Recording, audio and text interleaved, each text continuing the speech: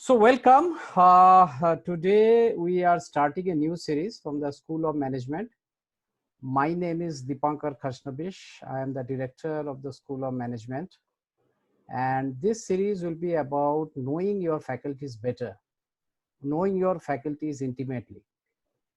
One of the things which I have observed is we spend many months, at times few years, many years in a college, in an institution, in a university. We interact very closely with people around us, including if you are a student with our faculty. But most of the time, we don't know much about that individual beyond what we know while he or she is taking the class. Maybe some of us get a little more close. Some of us meet our faculties after college hours. But majority of us see a one-dimensional view of our faculty. But the faculties are also human beings. They also have various other facets. They also have hobbies, interests. They come from various backgrounds. They have worked in various organizations. They have focused on various areas of expertise. And I feel if we get to know our faculty members better, our appreciation of that person as well as whatever the person does, including the teaching and the academic part of the activity, will be much more appreciated. So I started this series. I started with Dr. Rohit Kumar Sharma. Dr. Rohit is with Adamas University as an associate professor. He is there for a little over 6 months here. Before that, he worked in multiple organizations, Amity Business School, Kaziranga University, Dibrugarh University. Dr. Rohit has grown up in Assam, and most of his or all of his all of his higher education has happened in Dibrugarh University, including his work on the PhD, the topic of which is impact of company financial reporting on shareholders' investment decision making, an empirical survey of investors in Dibrugarh and Tinsukia towns of Assam. So as I go through the profile of Dr. Rohit, I see that, a lot of his work, apart from spending many years of his life, a lot of his work is also in the state of Assam or northeastern states. So when we are talking to him today, apart from looking at his personal background, professional background, the work which he is doing, I'll also like to touch upon somewhat on his work on Assam and Northeast and some of his views on the area, because that area is an interest area for all of us in India, right? Including myself. Incidentally, my wife is from Assam, so I have a personal connection too. So we'll go moving. What I'll do now is I will stop sharing the screen and I will be asking few questions to Dr. Rohit Sharma, and we will be hearing his answers. I suppose this Q&A between me and him will be around 15 to 20 minutes, and followed that maybe 5 to 10 minutes we'll like to spend time taking some questions from the audience who is there. So first let me stop sharing, and I will put a speaker view, and I will also request all the members to put their computers on mute so that there is no disturbance. And I will start now. Is that okay, Dr. Rohit? Yeah, sir, shall I also switch off my video, or should I continue with the video? No, of course your video has to be there because you are getting recorded. Okay, sir. Yeah. So, I am requesting others to switch off their audio, video, both if possible, but you and me should be visible for sure. So, Dr. Rohit, to start with, tell something about your background. I think I covered a little bit, but Yeah, I'm sure more to it. sir, as you have already Yeah. mentioned that I've grown up in the state of Assam.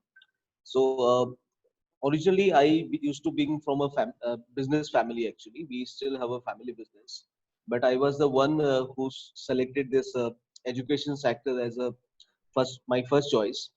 So I completed my graduation, masters, as well as the PhD from the place called Dibrugarh, which is in the Upper Assam.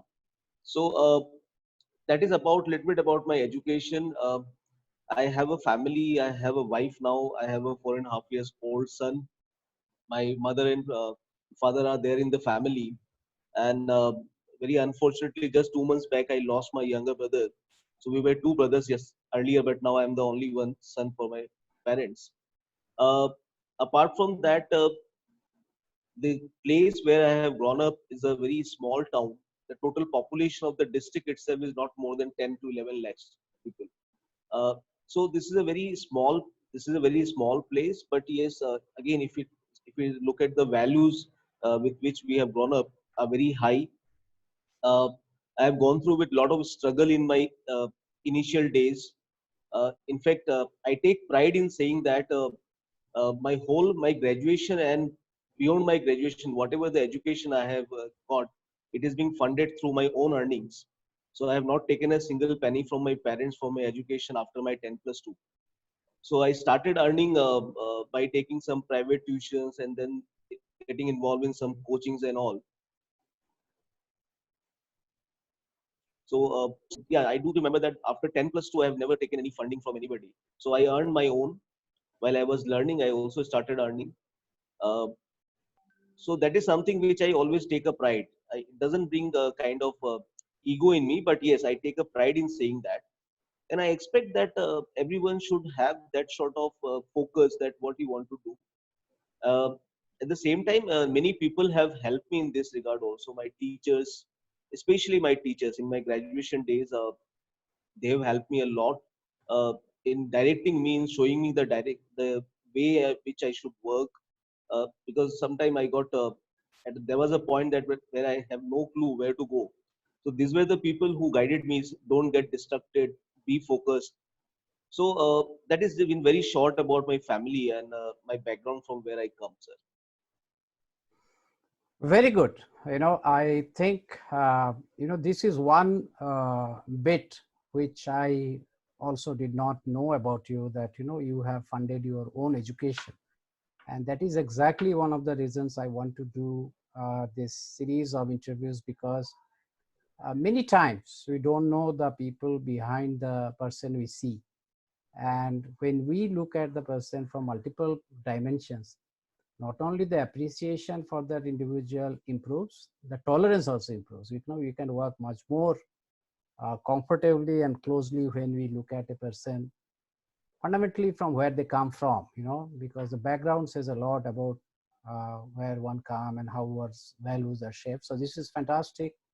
I, of course, Thank you. knew about Thank your you, sir. personal loss, and I also know that Thank you, sir. because of that, at this point of time, your family is in Assam, and you are Yeah. in Barasat, and you are facing some obviously challenges. I can understand the stress which you are having, but nevertheless, I'm sure the Yes.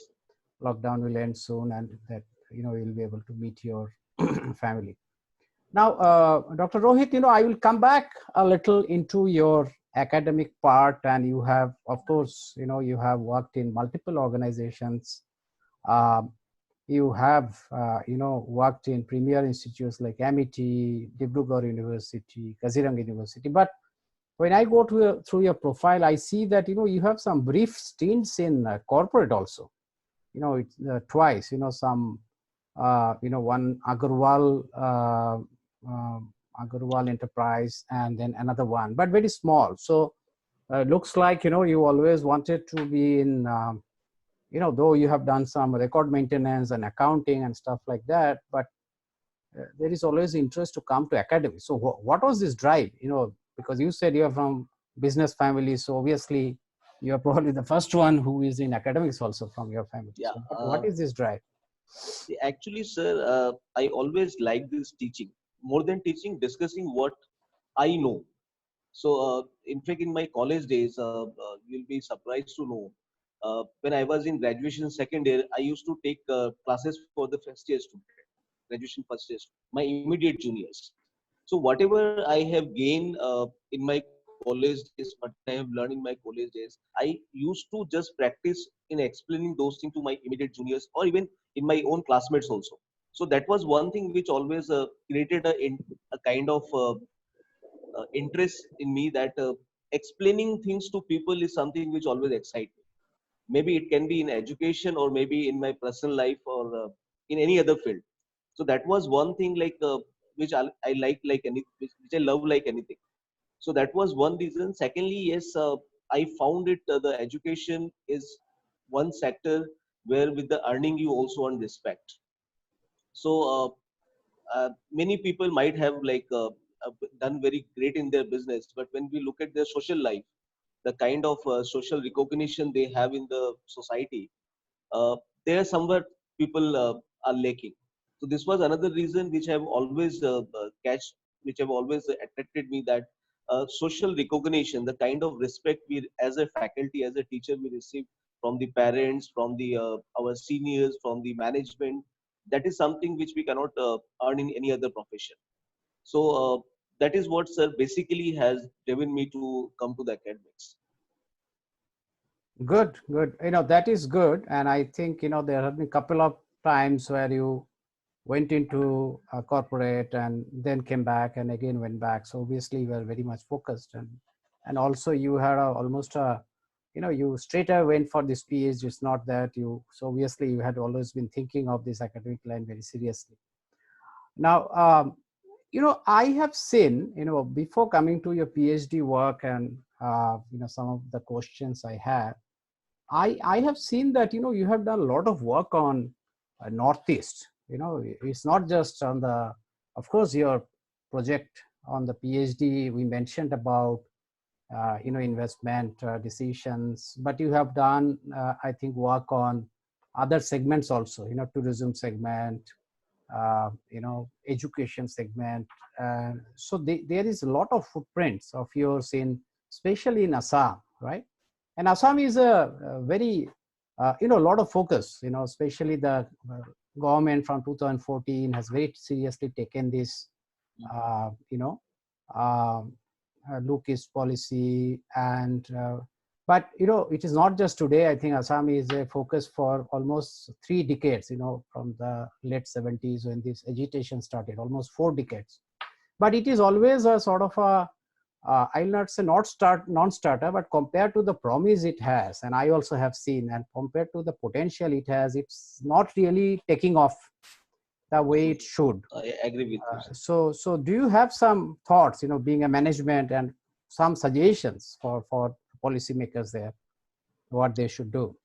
Yeah, sir, I totally agree with you. In fact, we call Assam as a place of opportunities. If you look at the kind of resources we have there, in terms of the natural resources, in terms of uh, even we have a great people from the land of Assam, fine, who are scientists, who are also like if you look at the Chief Justice of Supreme Court, Ranjan Gogoi. So we have people there in Assam, but at if you look at as a whole, the kind of the culture which people have, uh, they have grown up in a culture where people are like there's a concept called lahe lahe in Assam. You might have heard it.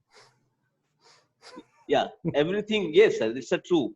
Everything they do, it's very lahe lahe. I mean, slowly, slowly. These are the people like, especially the people from the Assamese community and the people who have been there for a long time. They have been used to this culture that they don't take things more rigorously and all. So that is one which is like a very culturally change which is required, that they have to make the entrepreneurial spirit has to brought to them. uh, Otherwise, if you look at from the point of view of the infrastructure and other things, to some extent they have we have developed, but still there is a lot of scope to develop in terms of infrastructures. And if you look at from the from the policy maker point of view, uh, before, or maybe just rather than giving funds to the state, the more and more awareness and education has to be created in terms of the entrepreneurial skills and the stuff for taking up startups and all those things.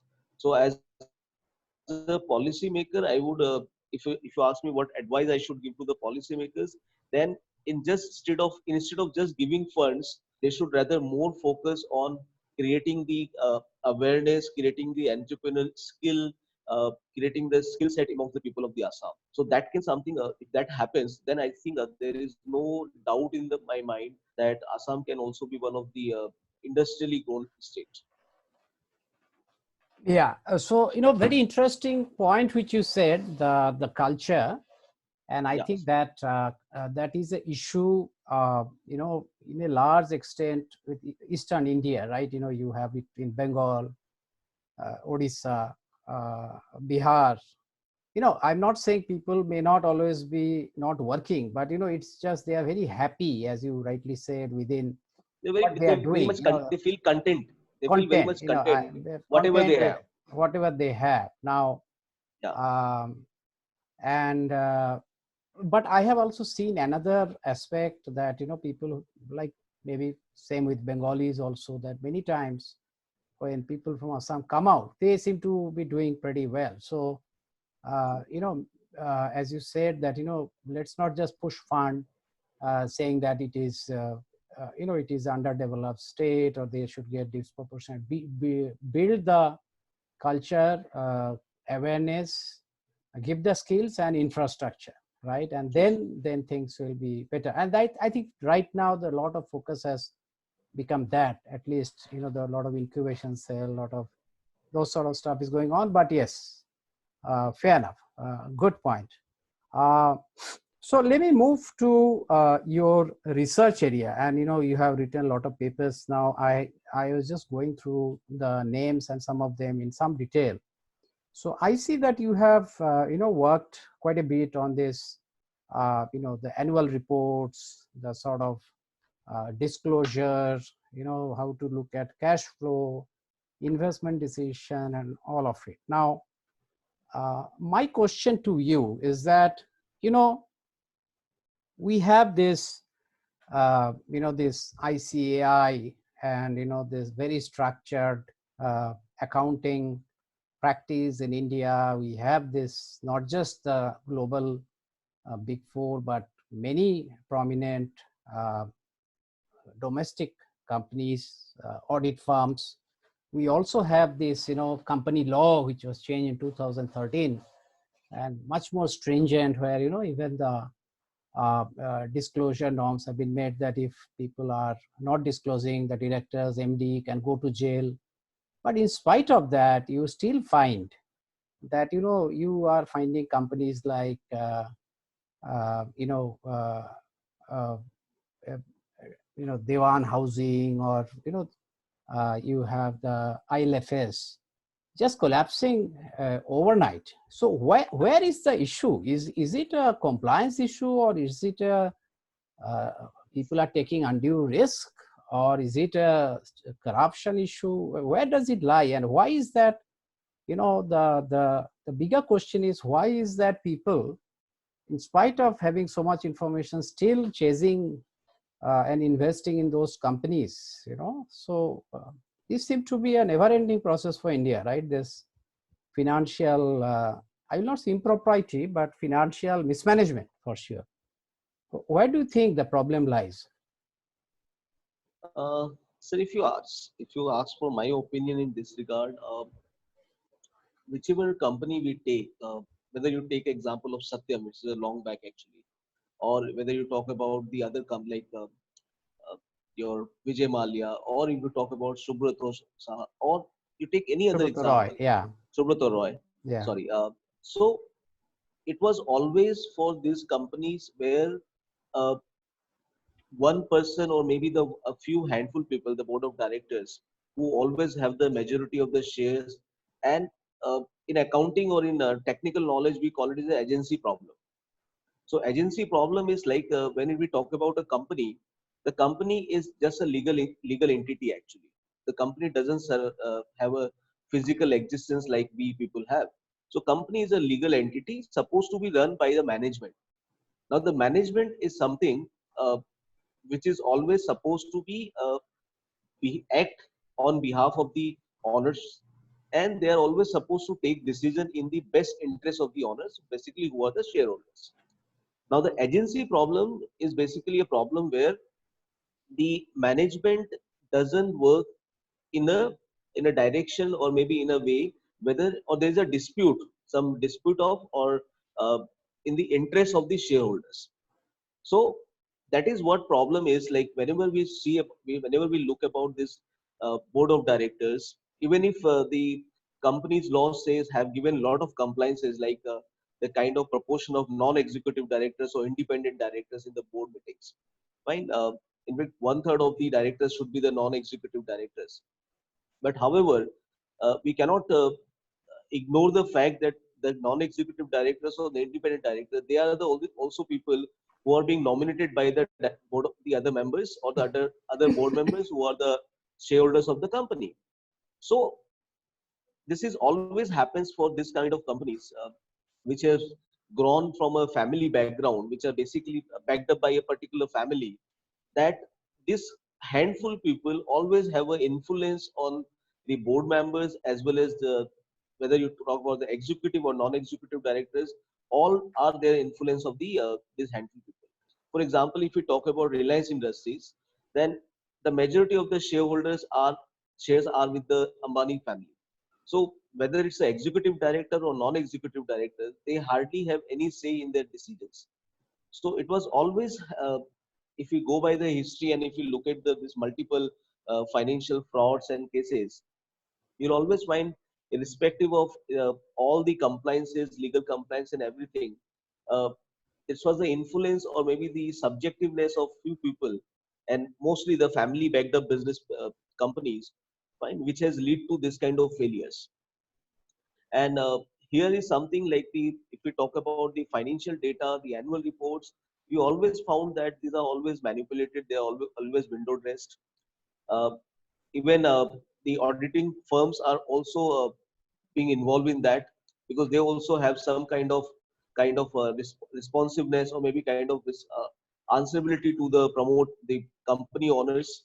So we cannot blame the structure of legal compliance or the accounting standards and all. They are made or they are stated with all good intentions, but these are the people or these are the individual people whose intentions have always gone wrong. Their individual decisions always affect the management position and the image in the market, and at large the general public suffers. We have seen in the case of PMC Bank. If you take example of PMC Bank, what happened?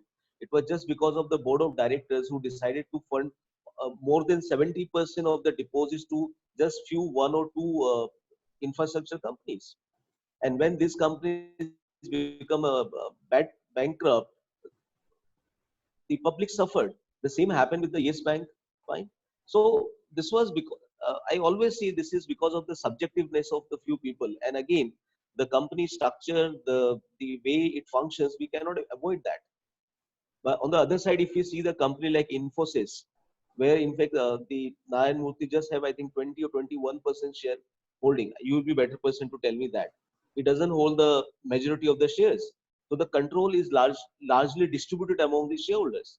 So the chances of this kind of frauds are very less. So wherever we see more involvement of a particular family backed up business, uh, the subjectiveness very badly affects. Yeah. So, yeah, Mr. Murthy is holding now 2%, I think. Yeah, And 2%. Sorry. together they are on some 11, 12%. But yes, but then still there is problem. Of course, not this sort of, but then larger than life. And, those are the things. And Tata's managed to control their empire with 2 to 4%. But what you say, net, I take is that, this will be there for some more time. So long, this it is not really driven into people's mind that all Exactly. this will be costly, because still people are taking chance. True, sir. So let me just go into a little bit in your personal interest. So before asking your interest and hobbies, I see that you had been a mentor of a performing arts club in your. So what is that? You are a artist? You are a actor? No, no, no, no, no. I am very good in organizing event actually. I do. I always see myself as a good administrator along with a good teacher. So Mhm. I have this quality of organizing events, and in my previous organization, I have organized many events, Mhm. Oh, so and that. so that was one thing which my previous university, in Kaziranga University, the top management or the people who were giving this responsibility, they thought that this is a person who can organize multiple events, who can motivate students to take part. So basically, it was a club where we have conducted multiple events like some singing competition, or it was a performing art, any kind of art. Even we conducted salad making competition by the student, collage making competitions. So my role was there to coordinate the events, to gather the public, to encourage the students to take part, involving faculties, everything. Okay. So what are your hobbies apart from, you mentioned, of course, event organizing. I know that you have a small girl, daughter, right? Right? I mean, 4.5 years, right? Yeah, 4.5-year-old son. Son. Yeah. So obviously spending time. But what else interests you? I like to travel Hmm. from one place to another place. I've not traveled much yet, but have do plan my plan for future. Other thing I like cooking also. I'm a very good cook, Oh, uh, self-certified. self-certified, and not being certified by others also, sir. As well. So Okay. yeah, I like listening music also. A lot of uh, specifically ghazals Hmm. by Ghulam Nabi and Jagjit Singh. So that's in short, sir. Not much. Good. And what will you say? Tell the students. I mean, one is, of course, we always have something to say for sure for a younger generation, but now circumstances are a little different. Mm. Uh, Uncertainty is much higher. So, anything? No, and when we say uncertainty, sir, we still have some probability for certainty. Uncertainty itself doesn't come in 100%. It is always in some fraction. So even if we have 99%, we can say there's the uncertainty. We still have 1% of certainty. So hope is always there. And on that note, sir, I would always like to tell my students that there is no shortcut for any success. You have to work hard, but yes, try to work hard with smartly, because now only hard work is not recognized. So you have to work hard, but at the same time you have to be smart in your work. Uh, Secondly, one thing I always say that even though I don't believe in the some statement that life is a race like Viru Sahasrabuddhe in Three Idiots, so you have to be in that race. But yes, I do believe that life is a journey. It's not a race, but it's a journey.